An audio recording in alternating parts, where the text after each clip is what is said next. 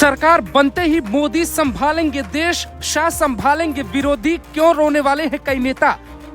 कर्नाटक में क्या शाह ने किसी नेता को फोन किया था? क्या इशारा था कि भूकंप आया? इधर दिल्ली में शपथ लेंगे पीएम मोदी, उधर कर्नाटक में भी बीजेपी नेता लेगा सीएम की शपथ। तमिलनाडु में पीएम मोदी मौन पर बैठे ही थे कि बगल के राज्य कर्नाटक में सियासी भूचाल आ गया। तो क्या मौन करने से पहले मोदी ने कुछ ऐसा किया था जिसका परिणाम बड़ा होने वाला है? कहते हैं कि अमित शाह कभी छुट्टी नहीं लेती।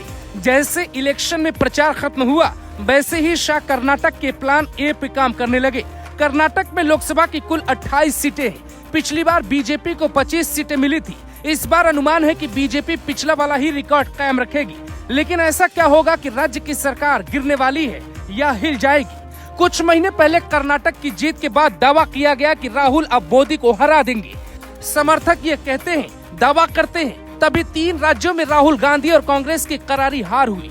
कर्नाटक एक ऐसा राज्य है जहां इतना पैसा है कि हर सरकार वहां की गद्दी पर बैठना चाहती है। बीजेपी ने दक्षिण में पहली बार खाता कर्नाटक में ही खोला था। 2008 में वहां अपना पहली बार सीएम बना लिया था। अब मोदी राज में वो होने जा रहा है जो कर्नाटक के इतिहास में कभी नहीं हुआ।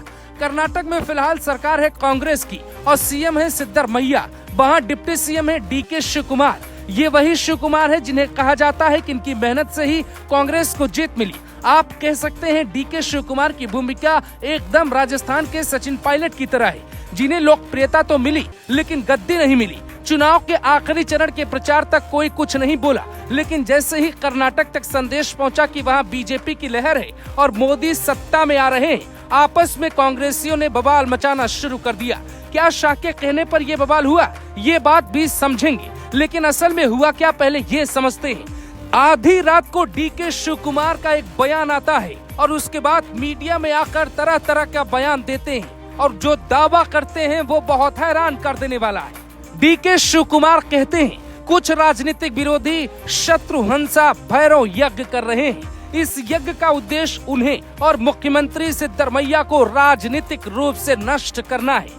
उन्होंने कहा कि ये अनुष्ठान केरल के राजेश्वरी मंदिर में किया जा रहा है। उन्होंने अघोरियों, तांत्रिकों और बलि दिए जाने का भी जिक्र किया। ये पूछे जाने पर कि क्या ये अनुष्ठान बीजेपी या जेडीएस के इशारे पर किया जा रहा है, तो वो मुस्कुराते हुए कहते हैं, मैं केवल इतना कह सकता हूँ कि मैं उन लोगों के बारे में जानता हूँ जो इस अनुष्ठान को करवा रहे हैं और कर रहे हैं। तो कर्नाटक का कौन सा नेता है जो केरल में बैठकर यज्ञ कर रहा है? क्या कहानी? तमिलनाडु में पीएम मोदी का मौन, केरल में यज्ञ और कर्नाटक में खेल।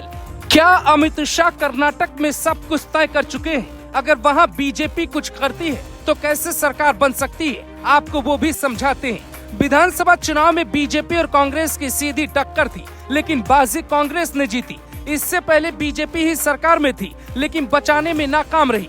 कर्नाटक में कुल विधानसभा सीटें हैं 224। सत्ता में रहने के लिए 113 सीटों की जरूरत है। बीजेपी, सहयोगी दल जेडीएस और निर्दलियों को मिलाकर कुल 89 सीटें हैं। बीजेपी को सत्ता में पहुंचने के लिए सिर्फ 24 सीटों की जरूरत है। इसीलिए डीके शिवकुमार के बयान में दम लगता है। सवाल उठता है कि कर्नाटक में ऐसा क्या है कि बीजेपी बीच चुनाव में कूद गई? ये भी समझना बेहद जरूरी है। लोकसभा की जीत के बाद कर्नाटक की कुर्सी ही क्यों हिलेगी? इसके पीछे का तर्क क्या है?